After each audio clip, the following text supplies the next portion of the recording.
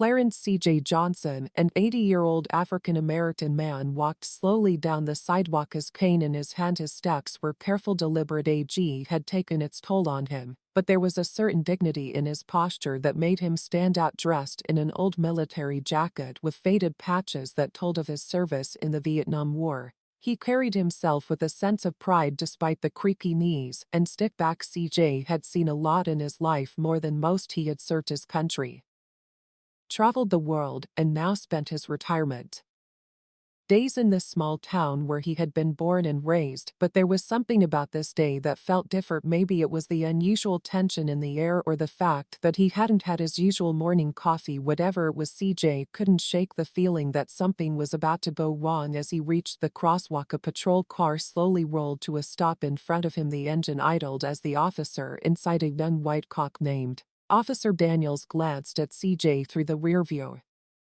mirror. Daniels had been patrolling the area for years but had never once seen this elderly black man before. The sight of the military jacket caught his eye, but not in a respectful way. Daniels was notorious in the community for his rough demeanor. He was known to have a short fuse, especially when it came to minorities. Many whispered about his unchecked racist attitudes, but no one dared to confront him. He came from a long line of lawmen in the area, and his family had deep roots in local politics. His badge to him was a license to intimidate. CJ, unaware of the cop's gaze, waited patiently for the light to change so he could cross the street. He wasn't in any rush, enjoying the fresh air and taking his time as he often did on these afternoon strolls. Suddenly Daniel's voice blared through the car's loudspeaker, shattering the stillness of the street. "Hey, old man, you in a hurry?" he jeered, his voice laced with mockery. CJ turned his head, confused. He wasn't used to people addressing him with such disrespect,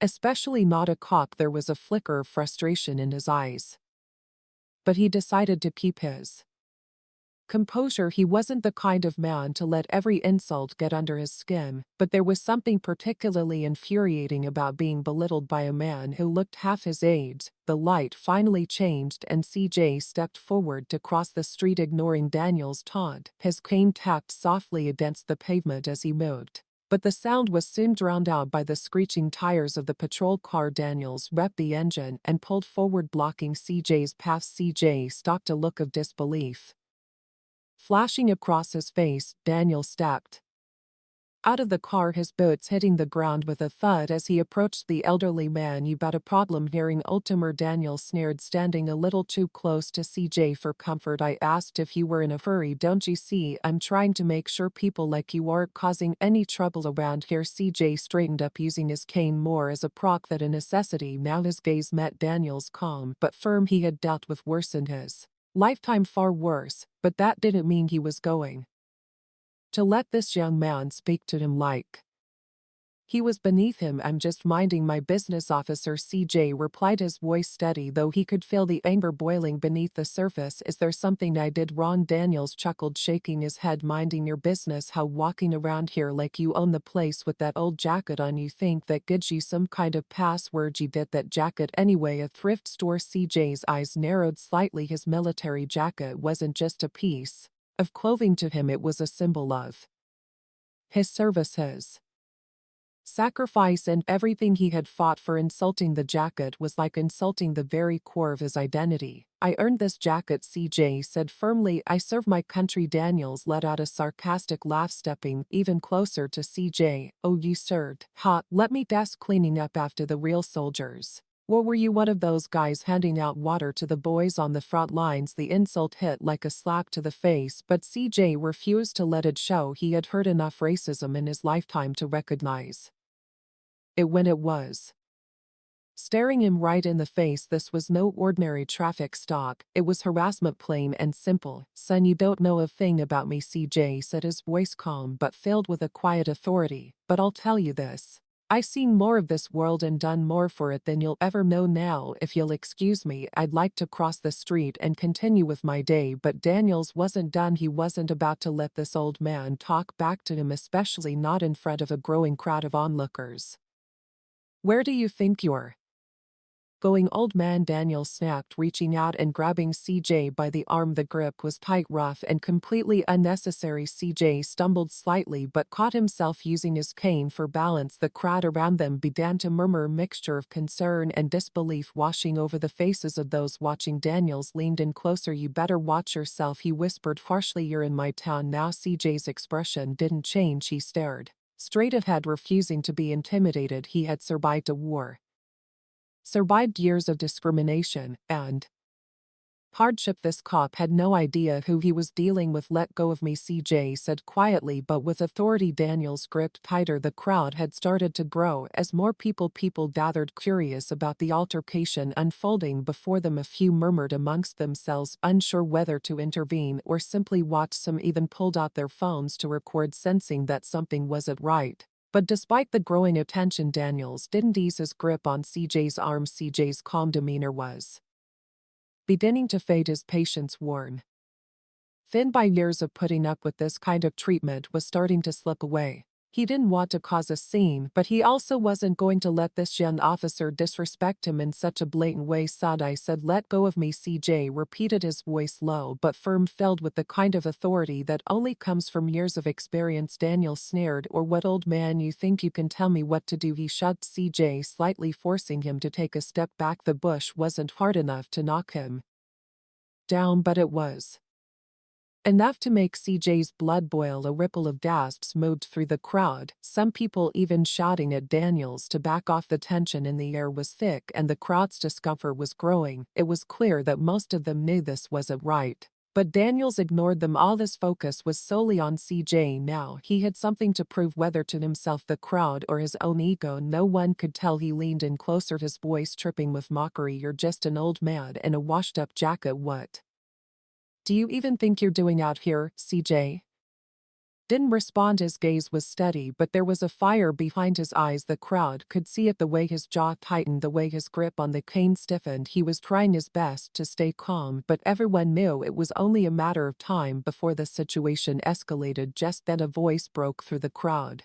A younger man pushing his way to the front. "Hey, leave him alone, man. He didn't do anything." The man wearing a red baseball cap seemed genuinely concerned for CJ's safety. He stepped closer, trying to reason with Daniels, but Daniels wasn't having any of it. "Mind your own business," he snapped, barely glancing at the younger man. "This doesn't concern you." The younger man, undeterred, stood his ground. "It concerns everyone here when you're harassing someone for no reason. Let the man go." CJ watched silently as the exchange unfolded. He didn't know the young man, but he appreciated his support. Still, he wasn't about to let someone else fight his battle for him. "I appreciate your concern, young man," CJ said softly, looking at the man in the red cap, "but I can handle this." The younger man hesitated, clearly unsure whether to back off or press further. But CJ's calm demeanor reassured him, and he nodded slightly before stepping back into the crowd, still keeping a watchful eye on the situation. Daniels chuckled, clearly amused by the way CJ was trying to maintain control. "Handle this," he mocked, shaking his head. "You can barely stand up straight, old man." Without warning, Daniels grabbed CJ by the shoulder and forcefully spun him around, slamming him against the hood of the patrol car. The crowd erupted in shocked gasps, and several people shouted out in protest, their phones now raised high, capturing every moment. "Hey, that's not right," someone yelled from the back of the crowd. "Leave him alone," another voice chimed in, but Daniels ignored them all. He patted CJ down aggressively, his hands moving roughly over CJ's frail body. It was a humiliating scene, especially for a man like CJ who had lived the life of dignity and honor, but Daniels didn't care about any of that. He was on a power trip, feeding off the authority as badge granted him, blind to the fact that he was stepping far out of line. As Daniel searched CJ, he muttered insults under his breath, calling him things like old fool and waste of space. Every word was like a slap in the face to CJ, but he gritted his teeth and stayed silent.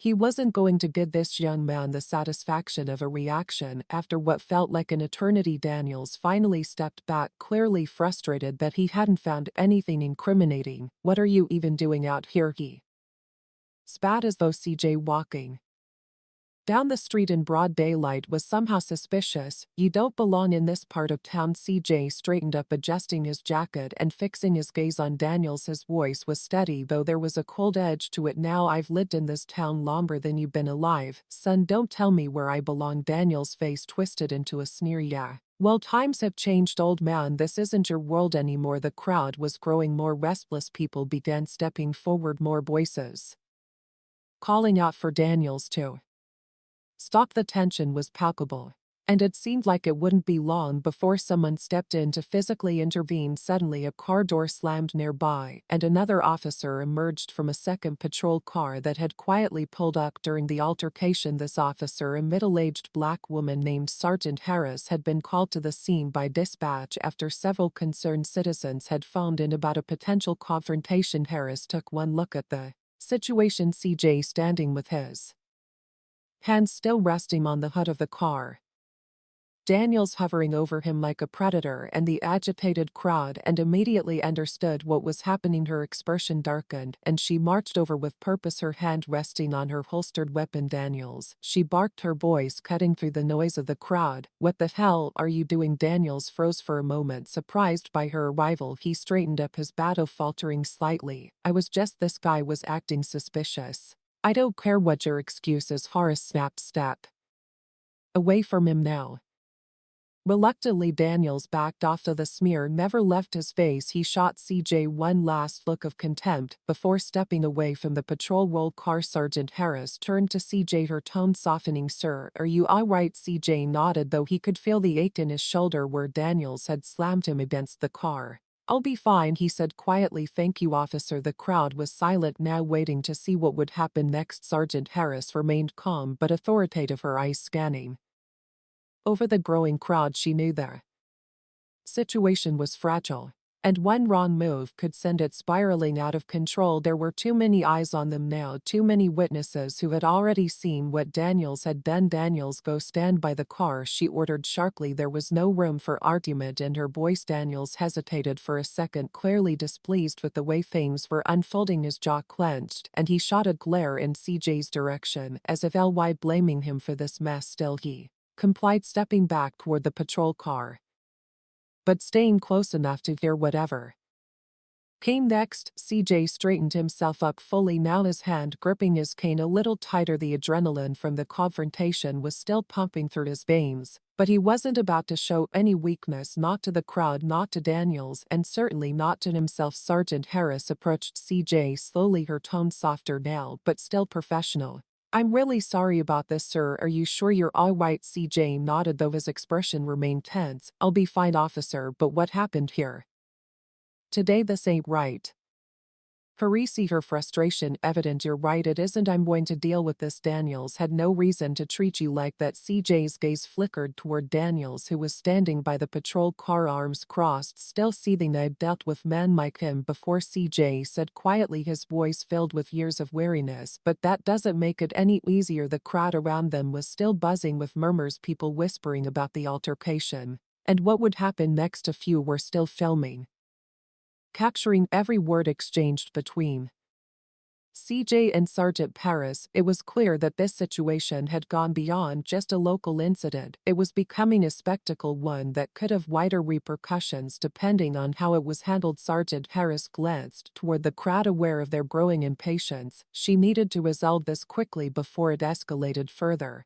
"I'll need to take your statement, Mr. Johnson," CJ replied. "Corporal Charles Johnson." Harris froze, her eyes widening slightly. "Corporal," she repeated, her tone suddenly more respectful. "You served?" CJ nodded.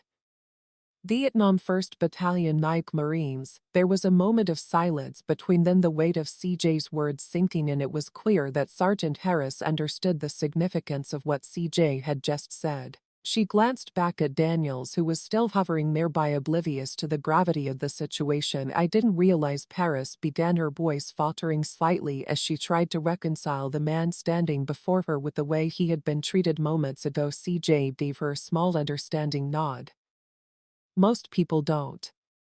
Realize a lot of things, he said quietly, his words carrying the weight of decades of experience. The crowd, sensing that something had shifted in the conversation, began to grow quieter. People strained to hear what was being said, their curiosity piqued by the unexpected revelation for the first time since the confrontation began. It seemed like the tension in the air was starting to ease, but the unease remained. Daniels, on the other hand, was growing more agitated. He hadn't heard the full exchange between CJ and Harris, but he could tell that something had changed. His impatience was bubbling over, and he couldn't keep his mouth shut any longer. "What's the holdup, Sarge?" Daniels called out, his voice laced with arrogance. "We need to clear this up and get moving." Harris shot him a warning glare, but Daniels didn't back down. He stepped closer again, his eyes narrowing as he sized up CJ. "What's the big deal with this guy anyway? Why are we wasting so much time on him?" Harris was about to respond, but CJ cut her off. "Son," CJ said, his voice steady but commanding, "you've been disrespectful since the moment you laid eyes on me. You think you know everything just because you've got a badge on your chest, but you don't know a damn thing about who I am or what I've been through." Daniel smirked, clearly unimpressed. "Yeah, well, I don't really care who you were, old man. You don't belong out here." The crowd reacted immediately, several people shouting at Daniels in outrage. "HEK. A veteran," one woman yelled. "Show some respect." Another man in the crowd muttered something about Cox these days while shaking his head in disgust, but Daniels didn't care. His mind was made up and his ego was too big to let him back down now. CJ, however, wasn't finished. He took a step closer to Daniels, his eyes locking onto the member officers with an intensity that even made Daniels hesitate for a split second. "I fought for this country," CJ said slowly, his voice filled with pride but also pain. "I've seen things you couldn't imagine. I'd buried friends who didn't make it back, and now I'm standing here being treated like a criminal in the very country I fought to protect." Daniels rolled his eyes, clearly unimpressed. "You expect me to care about some story that was a long, long time ago, old man? Times have changed." CJ didn't flinch. His eyes remained locked on Daniels, and his next words cut through the air like a knife. "Times may have changed, but respect hasn't, and right now you've shown none." The crowd murmured in agreement, several people nodding their heads and shouting things like "exactly," and "tell him." Sergeant Harris finally stepped in, her voice firm. "Daniels, that's enough. You're out of line." But Daniels wasn't ready to give up. His frustration was palpable, and he took another step forward, his voice rising. "I'm not out of line." The spy. Harris raised her hand, cutting him off. "I said that's enough." Her tone left no room for argument. "You're done here. Go back to the station." Then Daniels opened his mouth to protest, but the look on Harris's face told him that pushing any further would be a mistake. His face twisted into an angry sneer, but he relented, turning on his heel and heading toward the patrol car without another word. As Daniel stormed off, the tension in the air seemed to release slightly. The crowd relaxed a bit, but they continued to murmur amongst themselves, clearly shocked by everything they had just witnessed. CJ, on the other hand, remained quiet, his eyes following Daniels as he left. Sergeant Harris turned back to CJ, her expression one of deep apology. "I'm so sorry about that, Mr. Johnson. He shouldn't have treated you like that." CJ nodded, though his face remained solemn. "I've dealt with worse," he muttered under his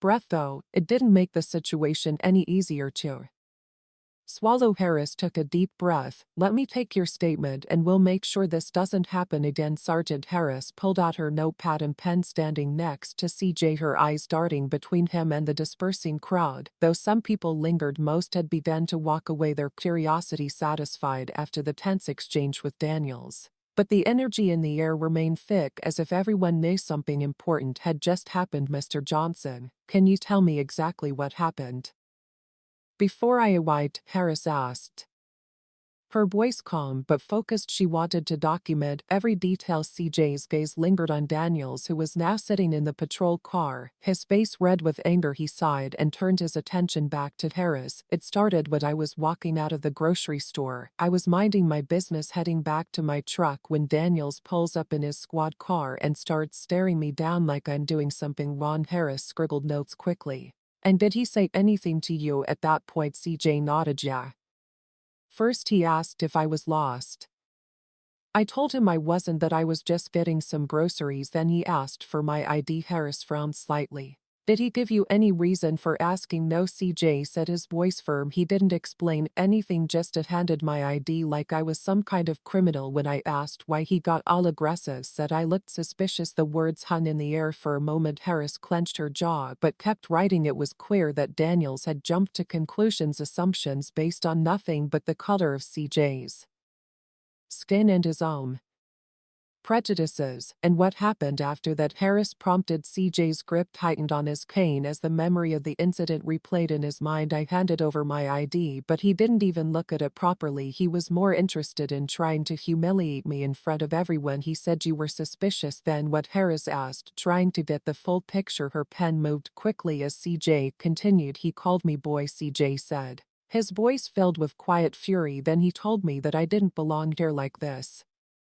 wasn't my country, like I hadn't fought and bled for the same freedoms he enjoys. Harris stopped writing for a moment. She had heard stories like this before, but standing in front of a man who had served his country, the injustice of it all had harder. The respect CJ deserved was glaringly absent in Daniel's actions. Did you try to explain who you were, your background, anything? Harris asked softly. CJ nodded. I told him I was a Marine, that I served in Vietnam, but he didn't care. All he saw was an old black man, and that was enough for him to treat me like dirt. Harris inhaled sharply, feeling the weight of the situation. She had to handle this carefully, not just for CJ but for the department's reputation. Daniels had crossed a line that couldn't be ignored. Just as Harris was about to ask another question, a voice from behind startled them both. Is everything okay here? A man in his mid-40s stepped forward, dressed in casual clothes but carrying himself with an air of authority. His salt and pepper hair was neatly combed and he wore a concerned expression. He wasn't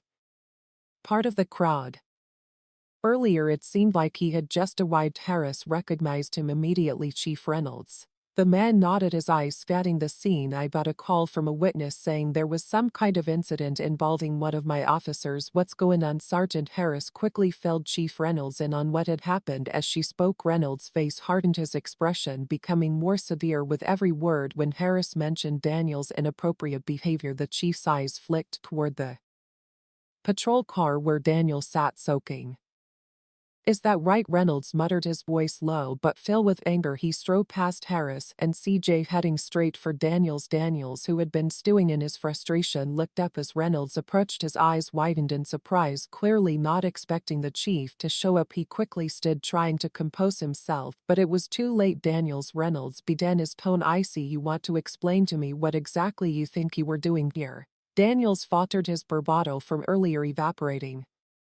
Chief, I was just doing my job. This guy, your job? Reynolds interrupted, his voice growing louder. Your job is to protect and serve. Instead, it sounds like you harassed and insulted a man who did nothing wrong. Daniel's face turned red, but he didn't back down. He looked suspicious. I was just being cautious. Suspicious? Reynolds scoffed, taking a step closer. Suspicious because he's black, because he's old, or because you thought you could throw your weight around and no one would question it? The crowd that had thinned out earlier was now returning, drawn back by the escalating confrontation between the chief and one of his own officers. People murmured amongst themselves, some taking out their phones again to record what was happening. Daniel's eyes darted around, nervously aware of the growing audience. Chief, enough. Reynolds snapped. You're done. Go back to the station. I'll deal with you there. For a moment it looked like Daniels was going to argue, but he thought better of it. He gave a stiff nod, shot one last hateful glare at CJ, and marched back toward the patrol car. CJ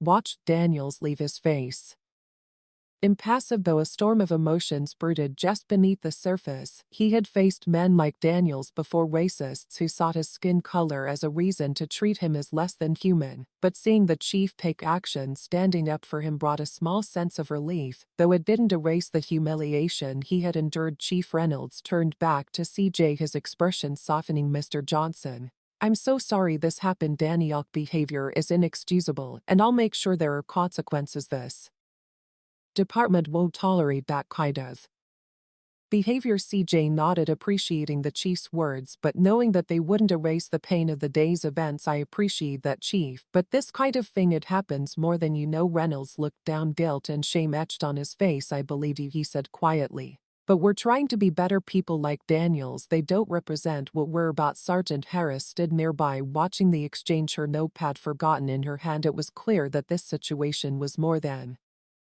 just a simple police incident. It was a reflection of deeper long-standing issues in the community. CJ's hand tightened on his cane as he looked between the chief and Harris. I'm tired, he admitted, his voice heavy with emotion. I'm tired of fighting battles I thought I'd already won. CJ took a deep breath, his gaze fixed on the ground. He didn't want to show just how much the confrontation had rattled him. But the weight of the situation hung heavy on his shoulders. It wasn't just this incident, it was a lifetime of moments like this that chipped away at his spirit piece by piece. He was a proud man, a veteran who had served his country with honor, yet here he was again treated like a criminal by someone who should have shown him respect. Chief Reynolds stepped closer, his voice soft but firm. Mr. Johnson, I can't pretend to understand what you're feeling, but I want you to know that Daniels will be held accountable. This will not go unpunished. CJ nodded slightly, but the words felt hollow. He had heard promises like this before. People always said they were sorry that things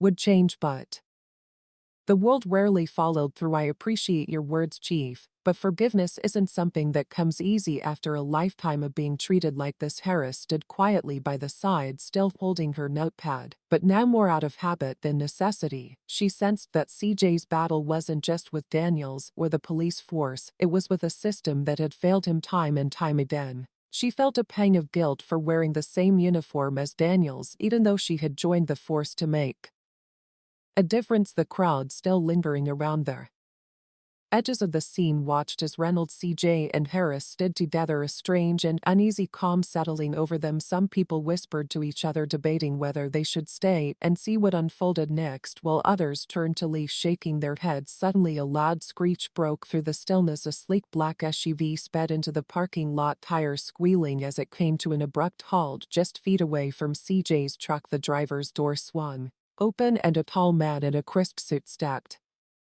out, his face set in a mask of determination. He strode purposefully towards CJ, his sharp eyes locking onto him. Mr. Johnson, the man called out, his voice cutting through the chatter of the remaining bystanders. CJ turned, his brows furrowed in confusion. He didn't recognize the man, but there was something about his demeanor that commanded attention. The suited man reached CJ, extending his hand. My name is Charles Graham. I'm a lawyer, and I heard about what happened here today. CJ hesitated for a moment, unsure of what to make of the sudden appearance. A lawyer, he asked, his tone cautious. How did you hear about this so quickly? Graham offered a small tight-lipped smile. Let's just say people talk, and when I hear about injustices like this, I make it my business to get involved. He glanced around, his expression hardening as he noticed the remnants of the crowd still staring. What happened here today is unacceptable. Chief Reynolds shifted uncomfortably, clearly thrown off by Graham's sudden arrival. Mr. Graham, I can assure you that the situation is being handled. Officer Daniels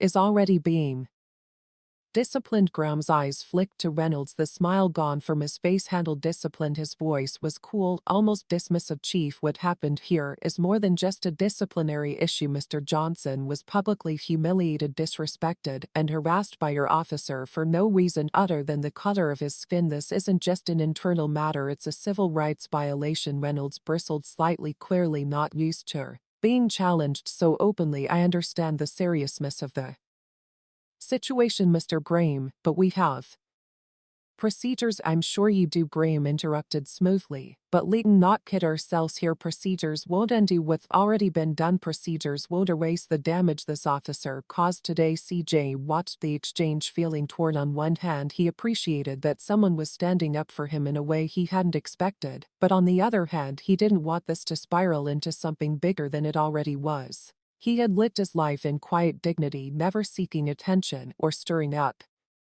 trouble, even when he had every right to. I'm not looking to make this into a spectacle. CJ said, his voice low but steady. I just want to live my life in peace. Graham turned to him, his gaze softening slightly. I understand, Mr. Johnson, and I respect that, but the fact is you shouldn't have to deal with this kind of treatment. Not today. Not ever. If we let it slide, it'll keep happening, not just to you, but to others like you. CJ sighed, feeling the weight of the truth in Graham's words. He had seen this kind of thing time and time again, not just in his own life but in the lives of others, and while he didn't crave the spotlight, he also couldn't deny that something needed to change before CJ could respond. A voice called out from the crowd, "Mr. Johnson, we've got your back." A young man no more than 20 stepped forward, his fist raised in solidarity. Others in the crowd murmured in agreement, nodding their heads and getting CJ looks of support. It was a strange feeling being the center of attention like this. CJ had always been more comfortable in the background doing his duty without expecting recognition, but now it seemed like the world was watching him, waiting to see what he would do next. "Mr. Graham," CJ said finally, his voice steady, "I appreciate what you're saying, but this isn't about lawsuits or making a scene. I just want justice. I want to be treated with the respect I've earned." Graham nodded, understanding the weight of CJ's words. "Justice doesn't always come from the courts, Mr. Johnson,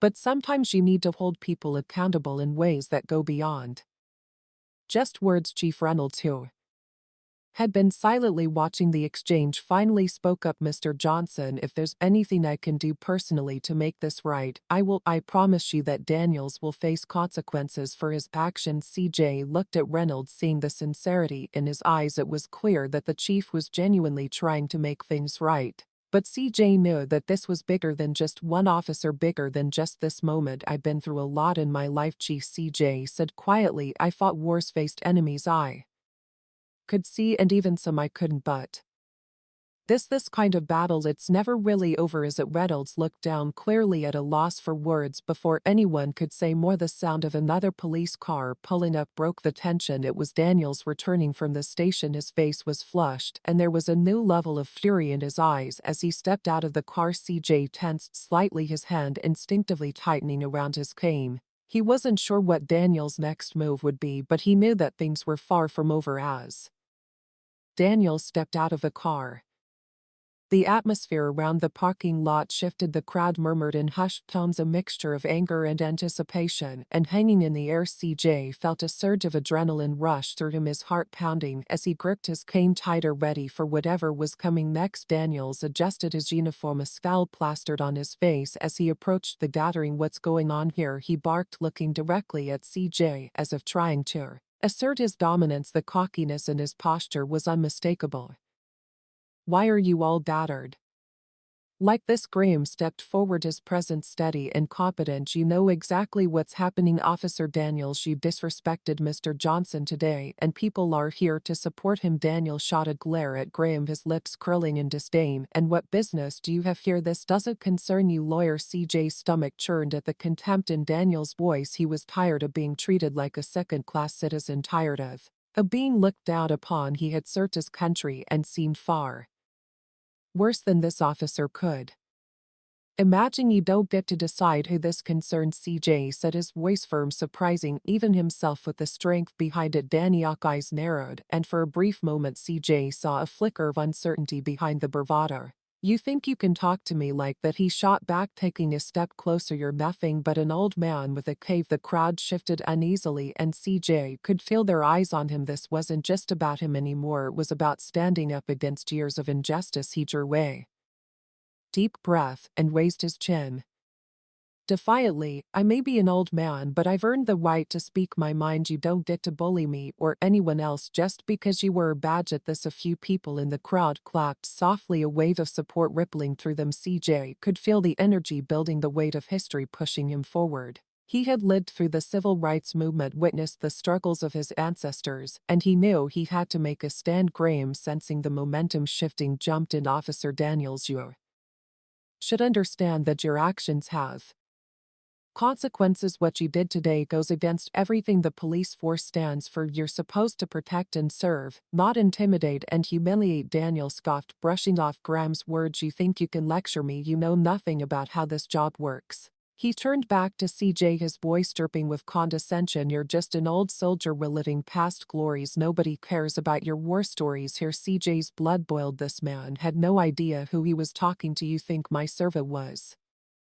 a glory? You think I fought for a country that would treat me like this. CJ's voice grew louder, gaining strength from the crowd's energy. I fought for freedom and equality. I stood up against tyranny. You should be ashamed to wear that badge. The crowd erupted in cheers, their voices echoing off the nearby buildings. CJ felt a rush of pride fueled by their support. For too long he had kept his head down, trying to avoid trouble, but this time was different. He wasn't going to let this officer demean him or anyone else. Daniels visibly bristled at the crowd's reaction, his face turning a deep shade of red. He stepped back, trying to regain control of the situation. You think this is a game? You think you can just rally people against me? He sneered, looking around at the gathered crowd. I'll show you who has the real power here. Before CJ could respond, Daniels pulled out his radio, his fingers trembling with anger. Dispatch, I need backup at my location, he barked, his voice thick with tension. I've got a situation here. Graham stepped closer to CJ, lowering his voice. Stay calm, Mr. Johnson, we can handle this, just remember. He's trying to provoke here. But CJ's heart raced, his instincts keyed, and he felt a surge of adrenaline, a mix of fear and resolve. He wouldn't back down now. You think calling for backup will intimidate me? CJ shot back at Daniels. You're only proving how weak you really are if you can't handle one. Old man, maybe you don't deserve that badge. The crowd roared in approval, and CJ felt like a warrior standing tall against an enemy who had underestimated him. He had faced down bullets and enemy fire, and now he was facing a different kind of battle, one that could change everything. Daniels clenched his fists, visibly struggling to maintain his composure. You're making a big mistake, old man, he hissed, his eyes flicking to the crowd as if assessing the threat. You think this is a joke? I'm going to make sure you regret this. As the tension thickened, the sound of sirens in the distance began to grow louder, piercing through the charged atmosphere. CJ's pulse quickened as he caught sight of flashing lights approaching. He knew backup meant more officers and more chaos, but he wasn't afraid. This was his moment, a chance to fight back against the years of disrespect and humiliation he had endured. Look around you, Daniels, CJ said, his voice steady. These people won't stand by and watch you bully me or anyone else. Today is about more than just me. It's about standing up for what's right. The sirens blared closer, and soon a couple of police cars skid into the lot, officers spilling out with a mixture of curiosity and caution. CJ recognized some of them. They were decent officers, ones who had always treated him with respect. He hoped they would see the truth in what was happening and not simply back up Daniels. As the new officers approached, Daniels pointed angrily at CJ. This man is causing a disturbance. He's instigating a mob. CJ stepped forward, his voice firm as he addressed the new arrivals. I'm not causing a disturbance. I'm standing up for myself after being insulted and humiliated by your colleague here. He thinks he can bully me just because he has a badge, and I'm not going to let that happen. The new officers exchanged glances, their expressions shifting as they processed the situation. CJ could see their wheels turning, and for a moment it felt like time froze. Would they stand with him or blindly follow Daniels? Just then one of the officers, a woman named Officer Lane, stepped forward. I know Mr. Johnson, he's a respected veteran. We need to listen to what he has to say. She looked at Daniels with a mixture of disappointment and concern. You can't just use your position to intimidate people. Daniel's expression darkened. You don't know what you're talking about. Way this man is a troublemaker, plain and simple. But CJ held his ground, buoyed by Lane's support. The crowd remained energized, the atmosphere charged with a sense of impending change. He could feel the tide shifting, and it gave him the strength to stand tall, ready for whatever would come next. As Officer Lane took a stand beside CJ, the atmosphere thickened with anticipation. The crowd felt alive, a wave of unity washing over them. They had gathered for justice, and now they stood behind a man who had served his country, who had fought for their rights, ready to confront the injustice right in front of them. Officer Daniels Lane continued, her voice steady. You need to realize that you can't just bully people. The way you treated Mr. Johnson today was unacceptable. We all wear this badge to protect the community, not to instigate fear. Daniels' jaw clenched, his eyes darting between Lane and CJ, clearly weighing his options. You don't understand what it's like out here, Lane. You have to show strength or people will walk all over you. This guy, he pointed a finger at CJ, thinks he can get away with Disrespecting me. CJ stepped forward again, feeling the strength of the crowd behind him. I didn't disrespect you, Daniels. You disrespected me first. I'm not just some old man. I'm a veteran who has seen more than you can imagine. I fought for this country, and I deserve to be treated with dignity. Daniel scoffed, shaking his head dismissively. Dignity? This isn't a military parade. This is real life, and in real life you need to know your place. A murmur of anger rippled through the crowd, and CJ could feel the heat rising. You don't get to define my place, officer, he replied, voice unwavering. I've earned my right to speak, to stand tall. You need to understand that people like me won't stay silent anymore. Just then a voice called out from the crowd, yeah, we're tired of being silenced. It was a young woman, her face lit with anger. This isn't just about Mr. Johnson, it's about all of us. We're done letting people in power treat us like we're nothing. The crowd erupted in support, echoing her sentiment. CJ's heart swelled. This was what he had fought for, people standing up for one another, fighting for their rights, challenging the system. He could see the officer grip on control slipping, the bravado faltering in the face of unity. Daniel's eyes flared with anger, and he turned his attention to the new arrival. "You people don't understand the law. You're just making things worse for yourselves." His voice dripped with disdain, but it only fueled the crowd's energy. Graham, sensing the chaos escalating, stepped closer to CJ. "We need to keep this peaceful, Mr. Johnson. Just hold on for a moment. Let's see how they handle this." As more officers arrived, CJ recognized a familiar face: Sat Matthews, a longtime member of the force known for his commitment to community policing. Matthews surveyed the scene, taking in the crowd's agitation and CJ's steadfast resolve. "Daniels," Matthews said, his voice calm but firm, "what's going on here?" Daniels opened his mouth to explain, but before he could say a word, CJ interjected, "This officer here insulted and humiliated me for no reason. I didn't provoke him. I simply asked a question, and he chose to demean me in front of everyone. I'm done letting him treat me or anyone else like that." Matthews nodded, his expression serious as he glanced at the crowd. "I understand, Mr. Johnson. Let's keep things civil. Everyone here has a right to voice their concerns, but we also need to respect the law." "Respect?" Daniels barked, his voice rising. "These people are nothing but they don't know what they're talking about." The crowd erupted again, their voices echoing through the parking lot. "We're not a mob, we're a community." CJ felt a surge of determination wash over him. "You call us a mob because you want to dismiss our voices. You want to ignore the fact that we're standing together against the injustice you represent. You think you can intimidate me, but I'm not backing down." Matthews looked between CJ and Daniels, weighing the situation carefully. "Everyone, let's take a step back. This is a chance for dialogue, not escalation." He turned to Daniels, his tone more commanding. "You need to calm down and remember why you took this job. It's not about power, it's about service." Daniels huffed, frustration visible on his face, but he seemed to realize he was losing control. The noise from the crowd crow softened slightly, but tension still crackled in the air. CJ took a breath, ready to continue. "Look, Officer Daniels," CJ said, his voice carrying across the lot, "I'm not here to cause trouble. I'm here to stand up for my dignity and the dignity of those who feel the same way. I won't let your badge define how I am treated in my own community." Matthew stepped closer to CJ, nodding in agreement. "And I can assure you, Mr. Johnson, that your voice matters. It's time we listen to the concerns of our community." But Daniels was still seething. "You think this is over? You're all just making a scene for nothing." At that moment, the crowd roared back, their chants echoing with energy: "Justice, respect, unity." CJ could feel the ground shift beneath him, a movement growing stronger with every shout. The realization struck him hard. This wasn't just about him anymore, it was about an entire community standing together, refusing to back down. Suddenly, as the crowd continued to chat anews, Dan pulled up, cameras rolling. The reporter stepped out, eyes bright with anticipation. "What's happening here?" "We hear there's a protest against police treatment of a local veteran." CJ's heart raced. This was a chance to amplify by their voices, to bring attention to the injustice right here. "We're here to stand against the disrespect and humiliation that people like Officer Daniels represent. This is a call for change." As cameras turned toward him, CJ felt a wave of adrenaline surge through him. The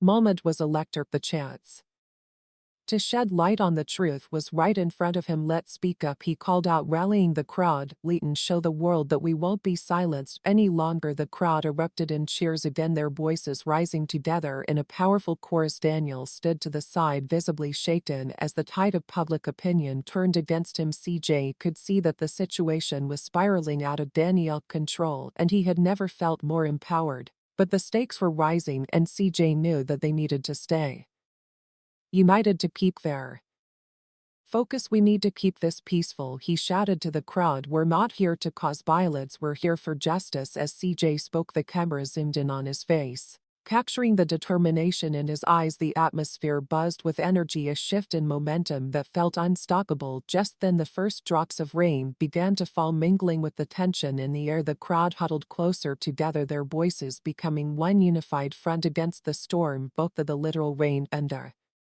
metaphorical storm of injustice they were fighting against. CJ could feel the unity around him, the strength of their collective voices propelling him forward. They were ready to make a stand, to demand change, and he was ready to lead them. The rain fell harder, now soaking the pavement and the onlookers. CJ felt the cool droplets against his skin, but the chill didn't dampen his spirit. The crowd was alive with energy, their voices rising louder than the drumming rain. They were all here for a reason, and CJ was determined to make sure that reason echoed in the hearts of everyone who passed by. "Enough is enough," CJ shouted, his voice cutting through the chaos. "We're not just going to let this go. We're here to stand up against the disrespect that has gone on for too long." Officer Daniel shifted nervously, the pride in his stats wavering. The crowd's unity had turned into a force, a collective waves that threatened to wash away his authority. CJ stepped closer, heart pounding, ready to confront the man who had tried to belittle him. "Listen, officer," CJ continued.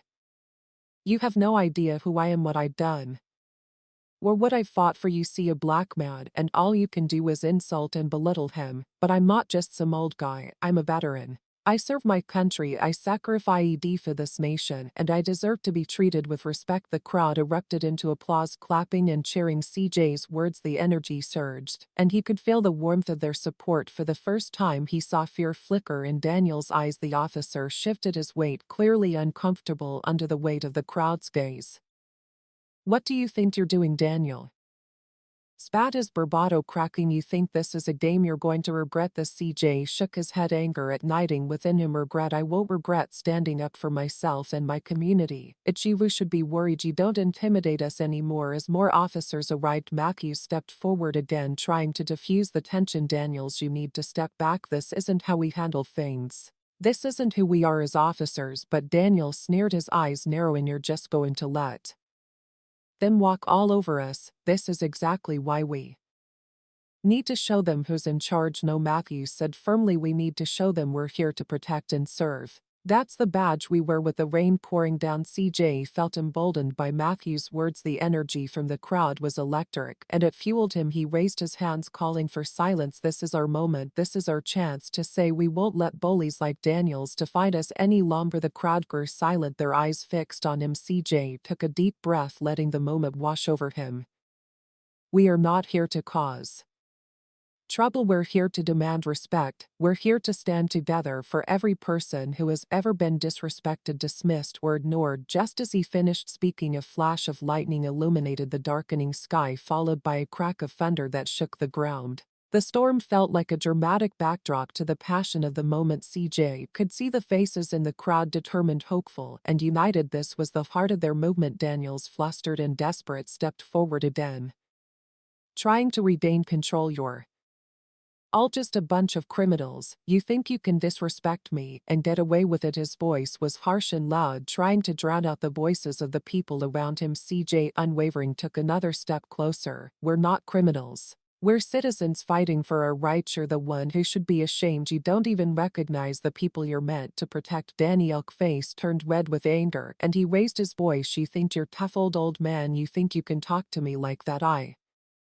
could arrest you right now." At that moment, the Crowd erupted in a unified chant. "You can't silence us, we will back down." CJ felt the strength of their voices wash over him, their support filling him with courage. He met Daniel's glare head on. "Go ahead, arrest me for standing up for my rights. It will only show everyone the truth of who you are. We're not afraid of you anymore." Silence fell over the crowd, the tension thickening the air as everyone waited to see how Daniels would react. He looked cornered, his bravado fading as he glanced at his fellow officers who seemed to be contemplating their next move. Just then CJ heard the sound of more sirens in the distance, and his heart raced. More officers were coming, but this time they were not just there to intimidate, they were there to restore peace. CJ felt a mix of anxiety and hope. Would they stand with him or would they side with Daniels? As the new officers arrived, Mackie stepped forward to greet them. "We have a situation," he explained quickly. "This community is upset, and for good reason. We need to listen and address their concerns." CJ watched as the new officers nodded, sensing the gravity of the situation. The momentum was shifting, and he felt the crowd's energy rising. Once more they were ready to be heard, to be understood. With the rain pouring down and the thunder rumbling, CJ took a deep breath and shouted, "This isn't just about me, it's about every single person who feels marginalized, disrespected, or overlooked. It's time for change." The crowd roared in agreement, their voices echoing into the storm. CJ felt a rush of exhilaration knowing they were all standing together. This was a moment they would remember, a moment where they took a stand against injustice. In that charged atmosphere, CJ locked eyes with Daniels. "One last time, you might wear badge, but you don't get to decide our worth. We know who we are, and we will not let you forget it." The tension in the air thickened as Daniels opened his mouth ready to respond, but at that moment he faltered, the realization hitting him hard. He was outnumbered, and he had underestimated the strength of a community united. The storm raged on, but in that chaotic moment the rain washed away fear, leaving only the powerful voice of a veteran in a community ready to demand change. And as the chants continued, CJ knew this was just the beginning. Together, they were ready to fight for respect, for dignity, and for a future where no one would ever feel small again. If you like this story, share your thoughts and observations in the comments section below. And make sure to like and subscribe for the next interesting and entertaining story ever. Also in other to strengthen our community. I would like to know where you are watching from and what time you are currently watching this video. Have a nice day.